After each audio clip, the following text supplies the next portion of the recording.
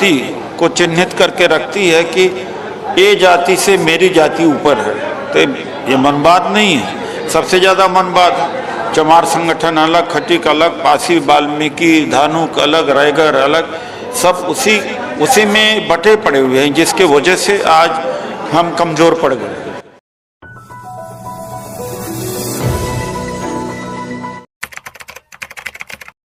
शिक्षा जितनी महंगी होती जा रही है, आम गरीब, SC ST OBC उस शिक्षा को प्राप्त करने में उसकी हैसियत नहीं है, उसकी माली इनकम इजाज़त नहीं देती है। और इसके बाद सभी लोग आज एक संदेश के साथ जाएंगे, पूरे देश में बहुजन संसद करेंगे। उसके बाद फिर नवंबर दिसंबर में एक विशाल रैली करी जाएगी, जिस रैली में मांग किया जाएगा कि जो सरकार के जो पब्लिक से बने हुए डिपार्टमेंट्स हैं, चाहे 400 रेलवे का निजीकरण हो, पोर्ट एयरपोर्ट की बिक्री हो या बैंकों की बिक्री हो, और जिस तरह से कोल का भी निजीकरण हो रहा है, इस पर रुकावट लगे।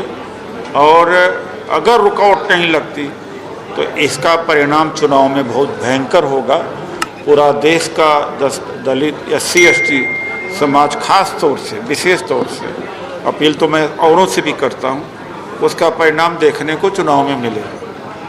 अच्छा, यहाँ पर लिखा हुआ था कि EVM हटाओ, EVM के भी कहीं ना कहीं खिलाफ है, लेकिन सरकार उसे डिजिटलाइजेशन का फायदा बताती है कि डिजिटल हो रहा है इंडिया। डिजिटल हो रहा है इंडिया, तो उसका डिजिटल भी हो रहा तो असमानता बढ़ रही है। यानी डिजिटलाइजेशन का फायदा चंद पूंजीपति उठा रहे हैं, और इस देश के अंदर जितना तेजी से अरबपति बढ़े हैं उतना दुनिया में किसी के देश में नहीं हुए हैं। लेकिन GDP में इस देश के पूंजीपतियों का योगदान 60% है, जबकि अन्य देशों में जो बहुत डेवलप्ड देश हैं ज़्यादा से ज़्यादा 23 या 24% हुआ है।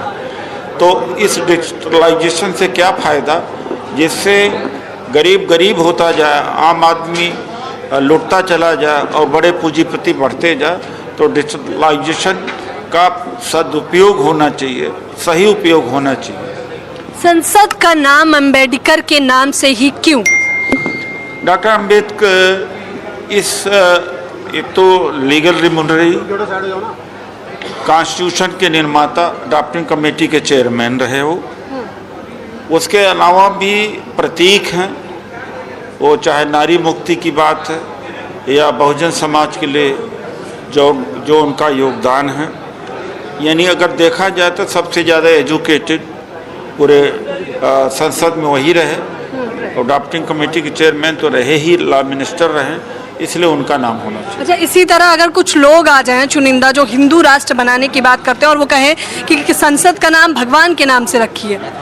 देखिए, कोशिश कर तो लेते, लेकिन हमारी परिसंघ की जो मुहिम थी जिसके वजह से रुक गए, वरना सुनने में तो आया था Atal parliament house, Deendayal Upadhyay parliament house करना चाहते थे, लेकिन तेलंगाना की विधानसभा ने प्रस्ताव पास करके भेजा मोदी सरकार को कि नई संसद का नाम डॉक्टर अम्बेडकर पार्लियामेंट हाउस होना चाहिए। तो उसके वजह से अब कोई दूसरा नाम नहीं रख पाएंगे, क्योंकि हमने बाबा साहब का नाम बढ़ा दिया है। अच्छा, क्या आपको लगता है कि बहुजनों में कहीं ना कहीं अभी भी कमी है ये समझ पाने की कि जितने जातिवादी हैं उतना कोई दूसरा तो है। जाति को चिन्हित करके रखती है कि ये जाति से मेरी जाति ऊपर है। तो ये मनवाद नहीं है, सबसे ज़्यादा मनवाद है। चमार संगठन अलग, खटीक अलग, पासी, वाल्मीकि, धानुक अलग, रायगढ़ अलग, सब उसी में बटे पड़े हुए हैं, जिसके वजह से आज हम कमज़ोर पड़ गए। तो सर, जब ये सब बटे हुए हैं तो इकट्ठा कैसे होंगे? आज उसी इकट्ठा होने के लिए ही हमने बात को कही है। मेरा ख्याल है कि लंबा भाषण था तो न सुने होंगे, लेकिन हमने ये कहा कि लाभ के लिए तो कम से कम इकट्ठा हो, लेकिन लाभ के मामले में भी देखेंगे कि जाति, नेता की जाति देखेंगे, लाभ नहीं देखेंगे, तो बहुजनों को समझना पड़ेगा। क्योंकि समान इस देश में 100% का नेता होता है, मैं अपने बिरादरी का ही नेता हो सकता हूँ, यादव अपने यादव का ही नेता होता है और कुर्मी कुर्मी का नेता होता है, दूसरी जातियाँ नहीं मानती। और दुर्भाग्य से कि ब्राह्मण क्षत्रिय वैश्य को ही यह अवसर है इस देश में कि 100% आबादी का वो नेता होता है, हम लोग नहीं हो पाते। तो हमारे अंदर उपजातिवाद नहीं है, भयंकर जातिवाद है।